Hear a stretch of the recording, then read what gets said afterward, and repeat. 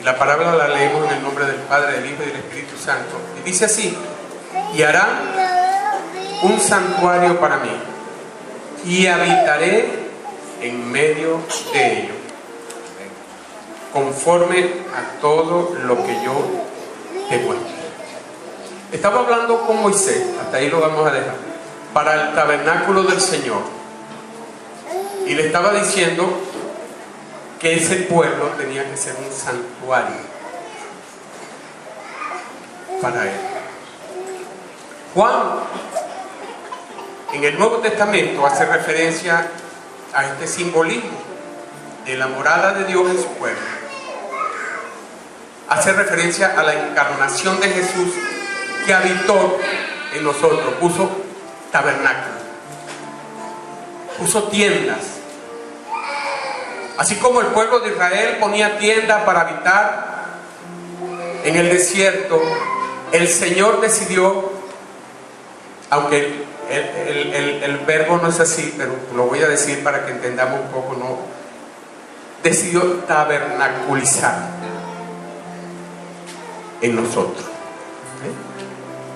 Puso tabernáculos entre nosotros.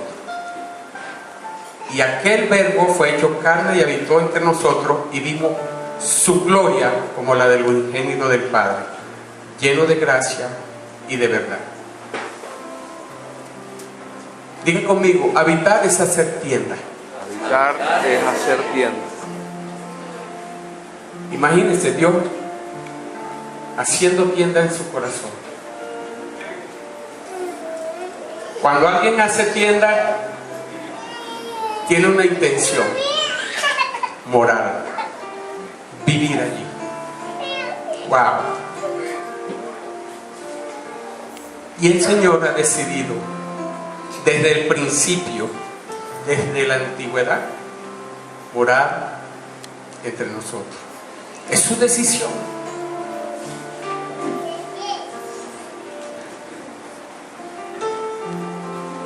Eso es el tabernáculo, donde está la presencia de Dios. Tu corazón es un tabernáculo. Diga conmigo: mi corazón es un tabernáculo. Aquel que le ama. Este lugar es un tabernáculo. Cuando se reúne la iglesia, este lugar es un tabernáculo.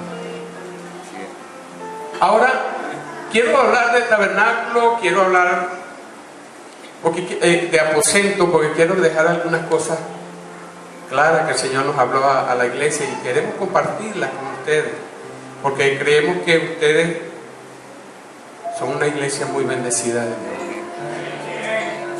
y que tenemos mucho en común. A lo mejor ustedes son nuestros hermanitos morochos. Amén.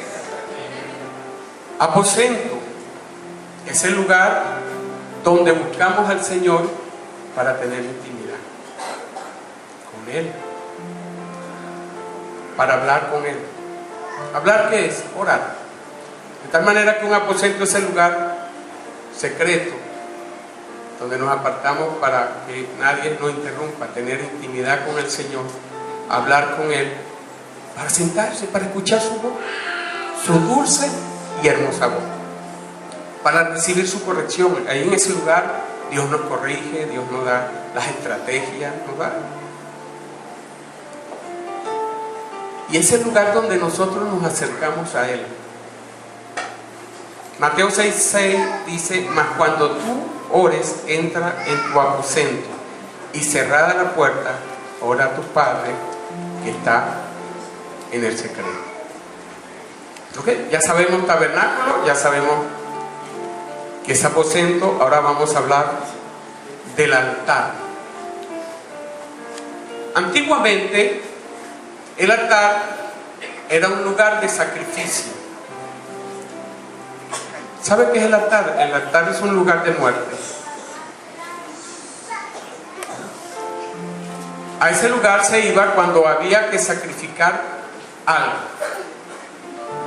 un animal, para hacer expiación del pecado. Eso era un altar. Era un lugar construido sobre de roca, o de tierra, o de bronce. Algunos tenían hoyos para recoger la sangre, derramar y para encender la leña y el fuego. De tal manera pues que en un altar va a haber muerte, va a haber sangre, va a haber fuego.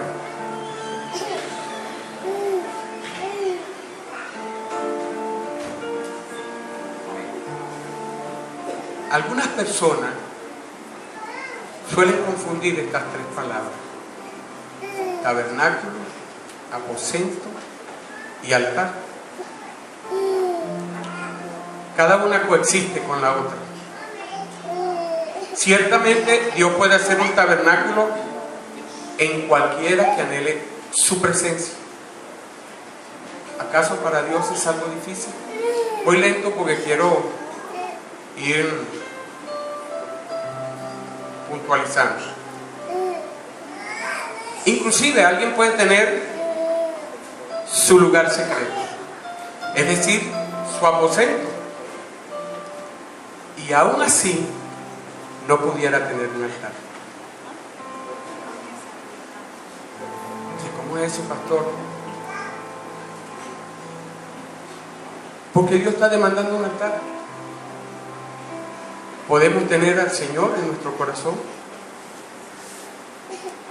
¿Pudiera estar habitando al Señor en nuestro corazón? Es un proceso que nosotros estamos viviendo. Pudiéramos estar haciendo el aposento, mas sin embargo pudiéramos no estar edificando el altar que Dios está demandando de nosotros. Y suena así como una herejía. Lo que quiero decir esta noche, iglesia, es que debemos ir a un camino más excelente en la revelación de Dios. Hay un proceso en nuestra vida, en la vida del creyente, hacia la madurez. Diga proceso. Proceso. Cuando empieza un proceso, se empieza con una materia prima y se termina, con, valga la redundancia, en un producto terminado. Es un proceso donde en el camino van cambiando las cosas. Así es la vida del creyente. El apóstol Pablo decía en 1 Corintios 13, 9 al 12, porque en parte conocemos y en parte profetizamos, mas cuando venga lo perfecto, entonces lo que es en parte se acabará. Cuando yo era niño, hablaba como niño, pensaba como niño, juzgaba como niño, mas cuando ya fui hombre dejé lo que era de niño. Ahora vemos por espejo oscuramente, mas entonces le veremos cara a cara. Y el Señor quiere un altar. Tu aposento es el lugar donde tú adoras al Señor. El tabernáculo es donde Él decidió habitar en ti o en la humanidad. Pero el altar no podemos hacerlo prendiéndole vela, adornando mesa, poniendo ídolos o poniendo fruta o asumiendo conductas religiosas. El altar es mucho más serio. El altar, mucho más allá de ser un sitio que tú le preparas a Dios para que Él habite completamente contigo, es una vida de consagración a Él, una vida rendida, una vida de sumisión. El altar es donde realmente el creyente muere. Si lo vemos de esta manera, ya nos cambia. No, yo tengo un altar, no, tú puedes tener un aposento, pero tal vez no tenga un altar. Claro que en el altar tienes el aposento, es necesario. Una cosa no va a permitir la otra. Pero realmente el altar comienza a ser edificado, y parto de la palabra en Juan 3:30 que dice: es necesario que Él crezca, refiriéndose a Jesús, pero que yo mengue. Y cuando digo esta palabra, que yo mengue, es irme disminuyendo paulatinamente, a mengua, poco a poco, lentamente, muriéndome yo para que Él comience a crecer. Es un proceso de muerte doloroso que a nosotros muchas veces no nos gusta. Es el proceso en el cual yo muero lentamente y Él comienza a crecer. Ese es el altar que Dios quiere que le edifiquemos. El altar no tiene que ver con que saltemos, con que brinquemos, con que le adoremos. Es parte. ¿Sí? Yo puedo adorarle, pero el altar que está pidiendo Dios en nuestras vidas es una vida rendida a Él. En todos los ámbitos de nuestra existencia. El altar no se limita a este lugar. El altar no se limita a tu casa. El altar no se limita a tu trabajo. El altar no te limita en tu trato. El altar es tu vida consagrada a Él. Totalmente. Cuando este altar comienza a ser edificado, van a comenzar a verse en nosotros algunas cualidades que usted va a identificar claramente que esta persona realmente está construyendo un altar que a Dios le agrada. Se van a empezar a ver algunas cualidades que el hombre espiritual tiene la capacidad de entender. Cuando tú comienzas a levantar un altar para Dios, lo primero que comienza a aparecer en tu vida es una fe genuina. Es una fe tremenda que no depende de ti, es una fe que viene de Dios. Es una fe, es una seguridad, es una convicción de que Dios va a cumplir en nosotros lo que nos dijo. Amén. Que no va a haber duda.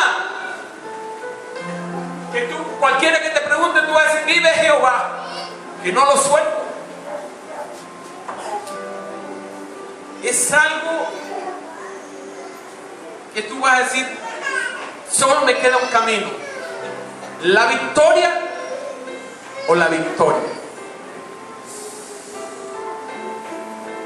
David fue un hombre que Dios lo llamó siendo un hombre de 15 años, un niño, y David tuvo que enfrentar desprecios. David fue despreciado. ¿Tú no te has sentido despreciado? Que te dan ganas de tirar la toalla. Te dice, Señor, pero si yo hubiera sabido esto. Pero cuando alguien tiene una fe como la del Señor, entonces se va a manifestar, porque Él le va a creer al Señor esperanza contra esperanza.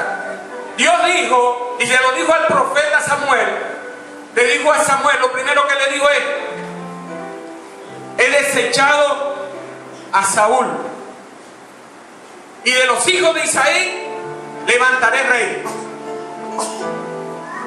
Y Samuel, ¿qué le contestó? Dijo, Señor, ¿tú quieres que el rey Saúl me mate? Y Dios lo manda a que unja secretamente a David. Y cuando iba el profeta a una ciudad, la gente se asustaba. Había expectativa. Y cuando llegó a Isaí, le dijo, ¿vienen en paz con el grupo donde estaban los ancianos? ¿Vienen en paz con son de qué vienen? No vengo en paz. Porque la gente le temía al profeta. Porque el profeta, cuando venía de parte de Dios con juicio, eso era horrible. Pero cuando venía a bendecir, era una bendición.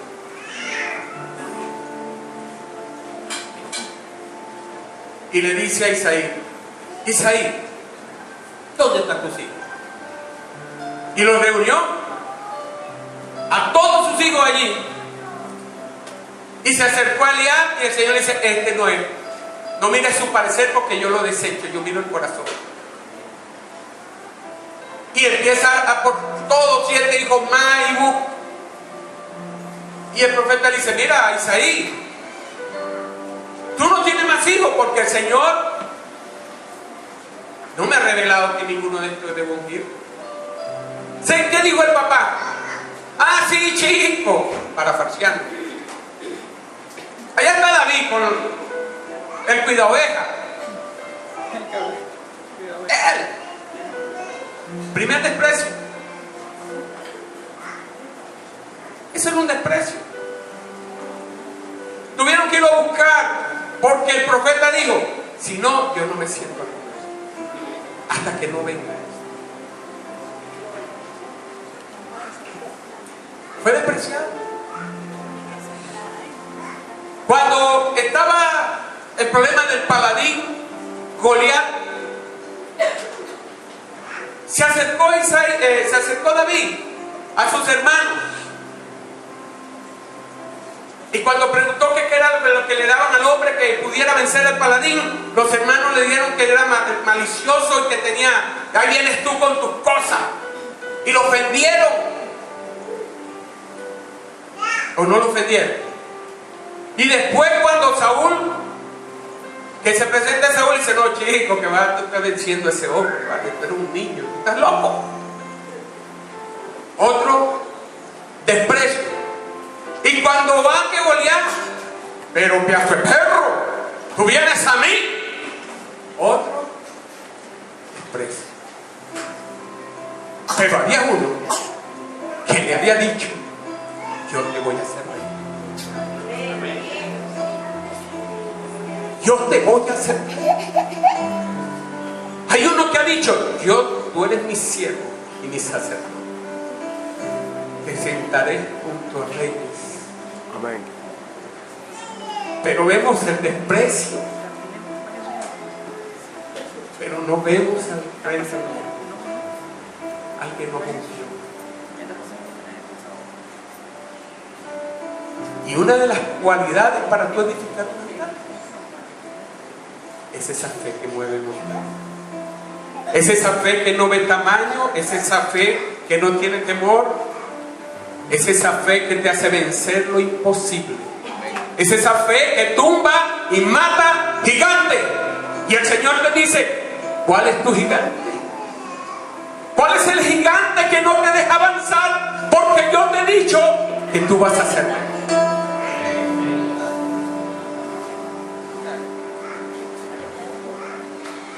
Cuando tú edificas el altar con esa seguridad, tú no vas a ver gigante. Tú vas a caminar en el poder de aquel que te llama.